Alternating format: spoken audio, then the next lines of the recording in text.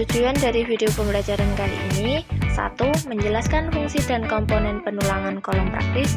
2. Menghitung kebutuhan bahan penulangan besi. 3. Menerapkan prosedur keselamatan dan kesehatan kerja atau K3. 4. Mengukur, memotong, dan membengkokkan tulangan. Dan yang kelima, merangkai dan mengikat tulangan. Nat, lihat deh bangunan itu. Kenapa dia bisa berdiri kokoh ya? Iya ya, kok bisa ya? Apa karena ada yang menopangnya ya? Iya kali ya, tapi apa yang menopangnya? Jadi kepo. Masa. Mbaknya dari Prodi Teknik Sipil ya? Iya, gimana? Oh, berarti mbaknya tahu kenapa bangunan itu bisa berdiri kokoh walaupun bertingkat? Oh itu, jadi bangunan itu bisa berdiri kokoh karena dia punya pondasi sama struktur yang kuat.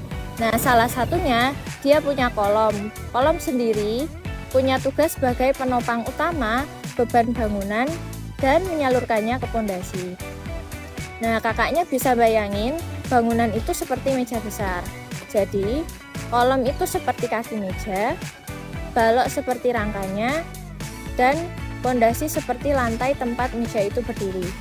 Secara, kalau kaki meja atau kolom itu kuat, lurus, terus jumlahnya pas, meja nggak bakal goyah meskipun ditaruh beban di atasnya. Tapi kalau satu aja kaki meja patah atau miring aja, meja bisa langsung oleng. Kurang lebih seperti itu, Kak. Nah, biar lebih jelas lagi, saya antar ketemu Kak Abid di bengkel beton aja yuk. Yuk.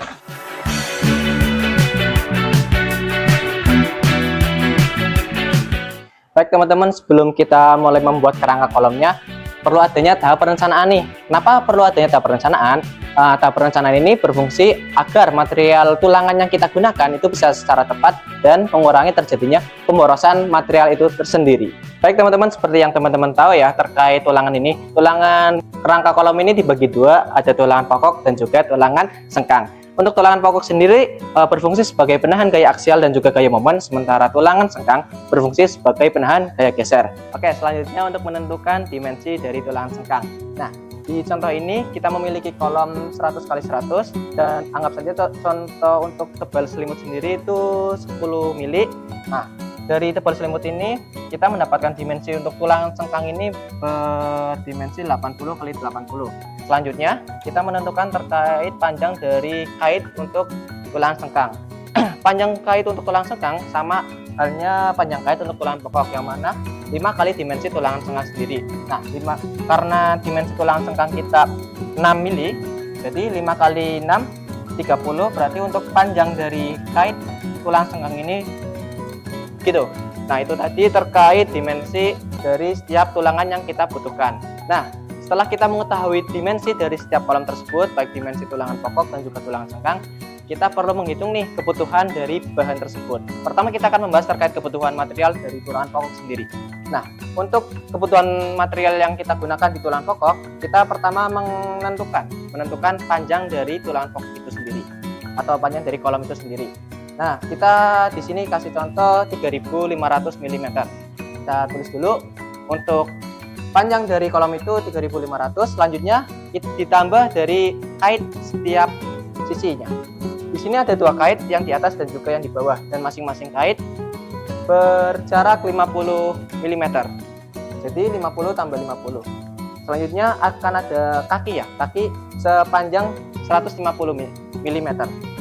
Nah, didapatkan dari penjumlahan 3500 ditambah kaitnya, dua kait ditambah panjang dari kakinya itu 150 mm, didapatkan hasil 3750 mm.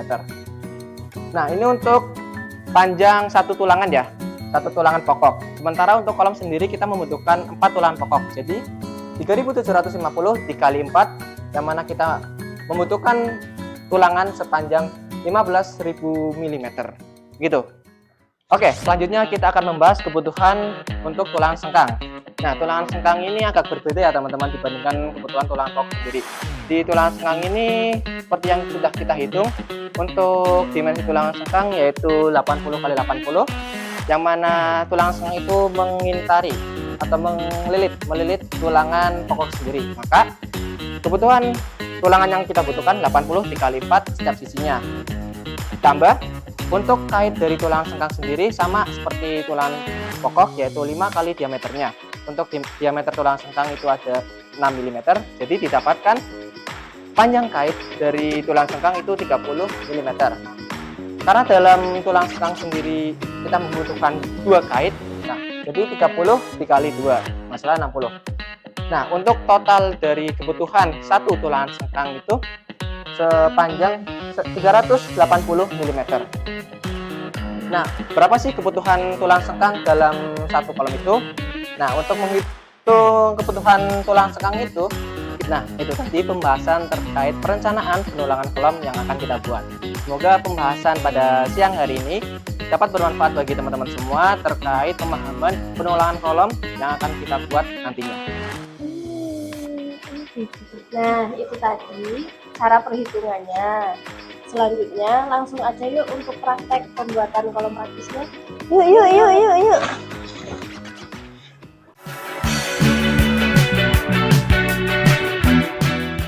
Nah, kakaknya di sini kan tempat untuk praktek pembuatan kolom praktisnya. Karena ini bengkel ya, jadi setidaknya kakaknya bisa untuk menggunakan perlengkapan K3 minimal dalam proyek ya kak. Kakaknya bisa ambil sendiri. Jadi, sebelum memulai praktikum, ada hal yang harus diperhatikan, yaitu K3, kesehatan dan keselamatan kerja. Untuk K3 sendiri, yang pertama ada helm proyek, rompi, wear pack, sarung tangan, celana panjang, dan sepatu safety. Untuk sepatu safety sendiri, tidak harus sepatu boot, yang penting sepatunya menutupi seluruh kaki. Selanjutnya, ada alat dan bahan yang digunakan untuk membuat penulangan kolom. Yang pertama, ada alat pembengkok manual, lalu tang, meteran, catut, dan bendera. Lalu selanjutnya, ada alat pemotong manual. Yang terakhir, ada alat pembengkok manual besar untuk tulangan pokok. Untuk bahan yang digunakan, yang pertama, tulangan polos berdiameter 10 mm untuk tulangan pokok. Lalu yang kedua, tulangan polos berdiameter 6 mm untuk tulangan sengkang. Baik, selanjutnya saya akan menjelaskan langkah-langkah penulangan kolom.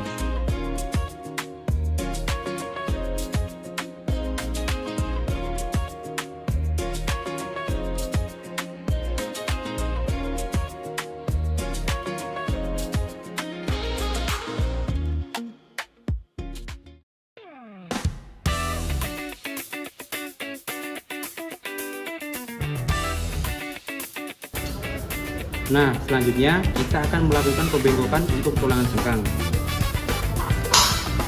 Untuk ukurannya, untuk kait di setiap ujungnya yaitu 3 cm dan untuk sisi-sisinya yaitu 7,5 cm.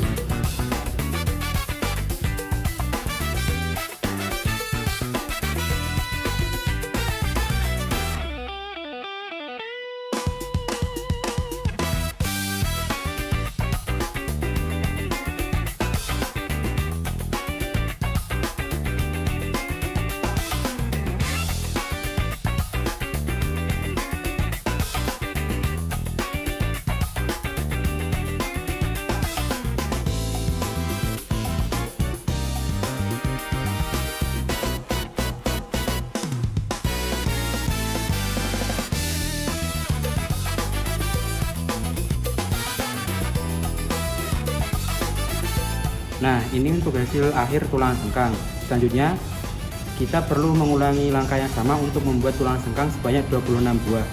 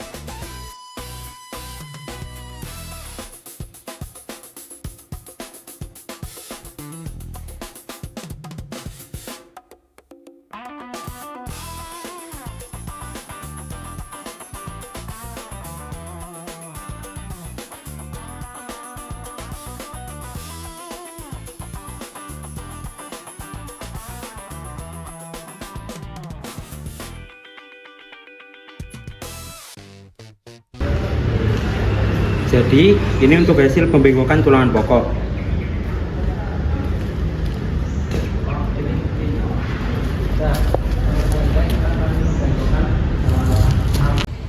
Selanjutnya kita akan melakukan proses perakitan. Nah, untuk perakitan langkah yang pertama yaitu untuk pemasangan sengkang kita harus Itu langsung ini aja.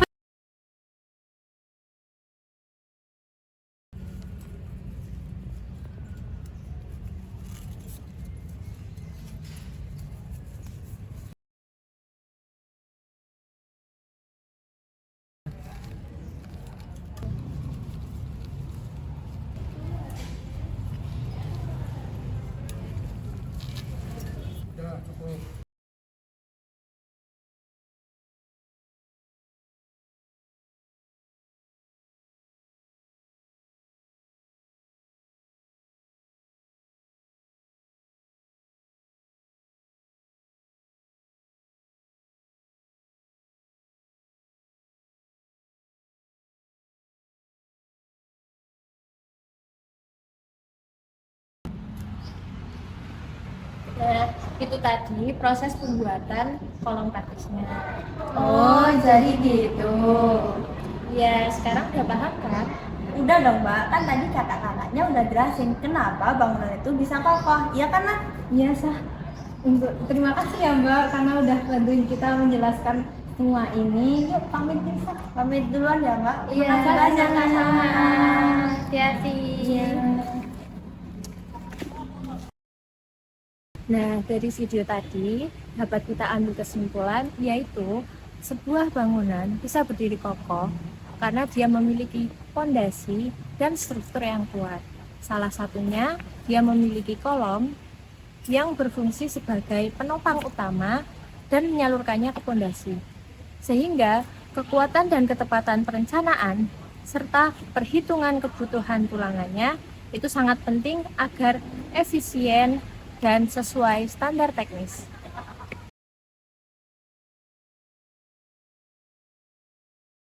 Nah, selain itu, penerapan K3 sangatlah diperlukan, yaitu antara lain ada topi proyek, wear pack, sarung tangan, dan sepatu safety untuk keselamatan kerja.